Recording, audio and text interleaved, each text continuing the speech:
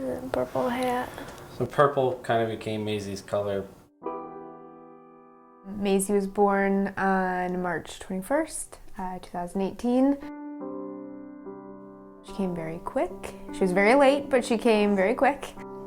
Rona put the sunglasses on upside down. Yeah, she came out wide-eyed and wailing, kind of just the way you hope she does, and love at first sight. Yeah, she was the happiest baby I've ever met.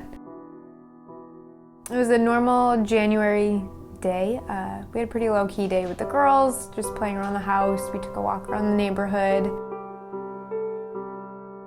We were invited to a neighbor's house. We were new to the neighborhood, and they invited us over for a welcome to the neighborhood dinner.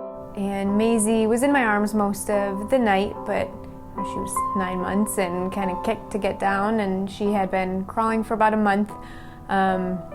So we put her down for about 5 minutes in the kitchen, and then she was back in my arms and back in your arms. We brought the girls back to our house, and I got Maisie in her pajamas and put her down in her crib. And the next morning, about 6 in the morning, I opened up her door just to check on her. I felt her and she was cold. The medics were here very quickly and took over.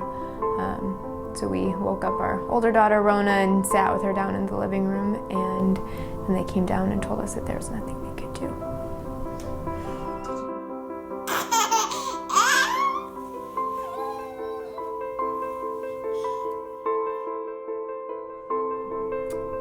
And about 2 weeks after she died, the police came and said that toxicology said she died of a methadone overdose. And after their investigation, they concluded that it came from the neighbor's house, that an elderly relative was visiting and had dropped it. So sometime during the 5 minutes that Maisie was on the floor,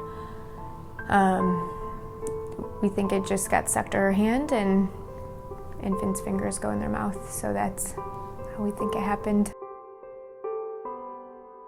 In the case of a child who is exploring and finds an opioid pain medication on the ground or on the floor, and they pick it up and put it in their mouth, it would be very rapid development of a toxic syndrome.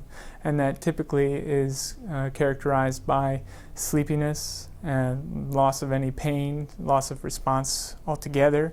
And eventually what happens is the drive or desire to breathe is blunted by the medication.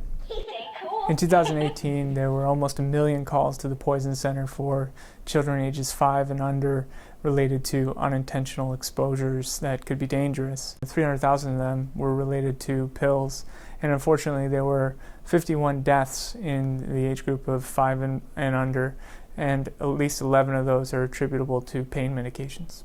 It turns out that there are a lot of medicines, some are actually over the counter, that even in what we would consider to be a small dose, meaning 1 or even 2 pills, can be fatal for infants and toddlers. And that is just because of the size of the child. So some of the high blood pressure medications, some medicines used to treat diabetes, or even a tube of teething gel can have catastrophic consequences if ingested by a toddler or an infant. There's always things that we can do to help increase the chances of our houses being safe. And when it comes to medications, there's a couple simple things we can do. First and foremost, we always want to store our medicines up high and away, far out of reach of children. When we go to use the medications, it's really important to make sure we're standing over a counter, maybe even leaning in a little bit, so if anything spills, it's more likely to stay on the counter surface and then not fall on the floor. I think it's important that people understand that if they're prescribed these medications, if these medications are in the home, you need to lock them up and you need to put them up high. And you need to share that information of lock them up and put them up high with your friends and your family members. This wasn't anything part of our lives, but it has forever changed it. It ended our daughter's life.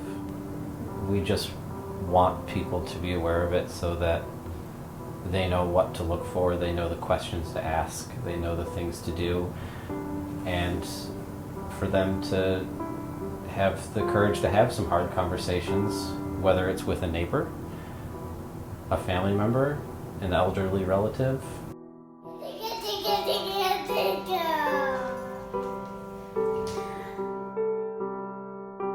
we have a new little boy who's born in November, Conway. So we've been learning how to balance grief and joy. This past year we've experienced both quite a bit. You kind of get to feel like she's with you as much as she can be when you got all the photos and stuff around. Makes her feel present. Mm-hmm.